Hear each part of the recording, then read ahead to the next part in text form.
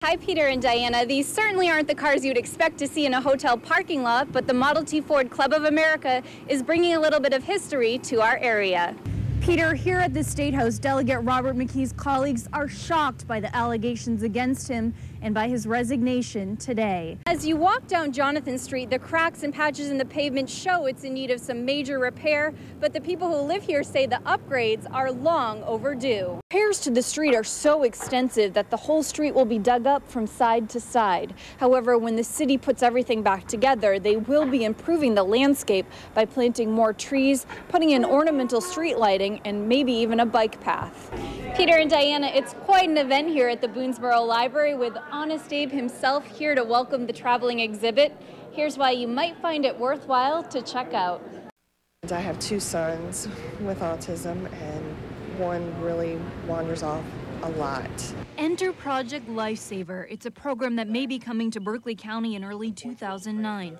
Wristbands are given to those at risk for getting lost, like people with autism, Alzheimer's, or Down syndrome, so they can be located easily with this antenna. It could save a life because you can keep somebody from being out overnight, being exposed to the elements. The average recovery time without the system is 9 hours at about $1,500 an hour. But with Project Lifesaver, it's less than 30 minutes and only takes 2 people. The benefit to the taxpayers, the benefit to one family, or one family with a loved one or a child, it far outweighs the expenditure.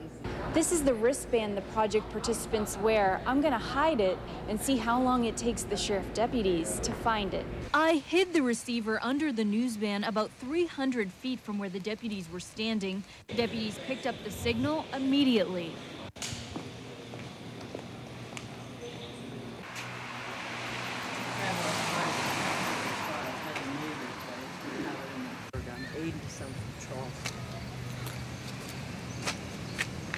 And in less than 6 minutes, found. My son, who cannot speak for himself, it's a great concern if he were to get lost.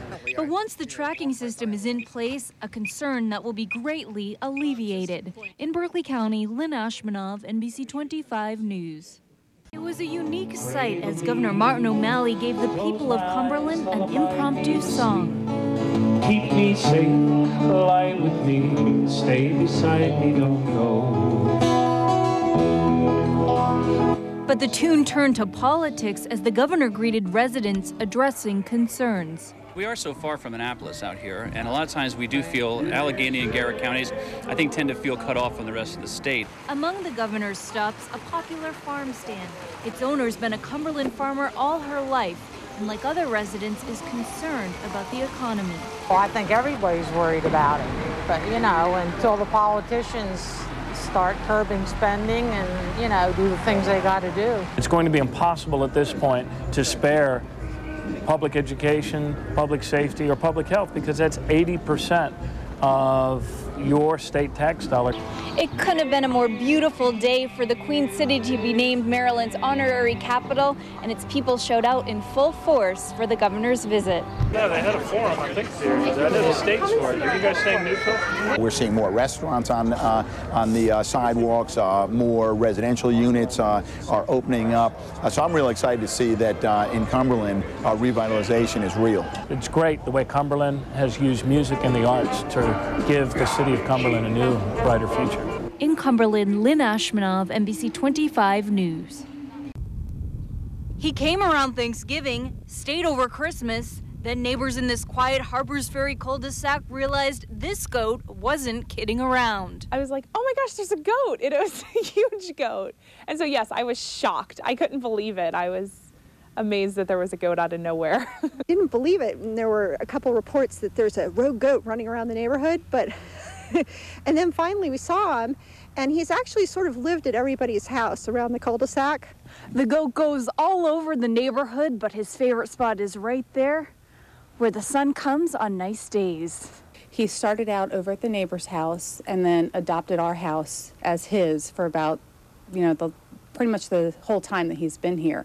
But we have no idea why. There's nothing special here, so we have no idea. People in this small neighborhood have tried everything to find this goat a home, from calling farms and 4-H clubs to government agencies. But no one's claimed the goat, and no one's been able to catch him. My girls love it. I have 4 daughters, and they actually started a petition to keep the goat, and they have an ongoing vote on how many neighbors think the goat is great and how many neighbors don't like the goat. But it's not all fun and games. The goat broke the spot's sliding door, and people are worried about having him around in the spring when the kids will be out playing. I don't want anything to happen to him, but it'd be nice if he could find a goat farm or with other goats where he could romp and play. He may like this little neighborhood, but hopefully this goat will soon find a better home. In Harpers Ferry, Lynne Ashminov, NBC 25 News.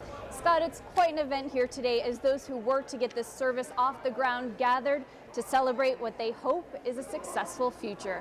Senator Barbara Mikulski is here. She played a big role in getting Cape Air a subsidy to start service in Hagerstown.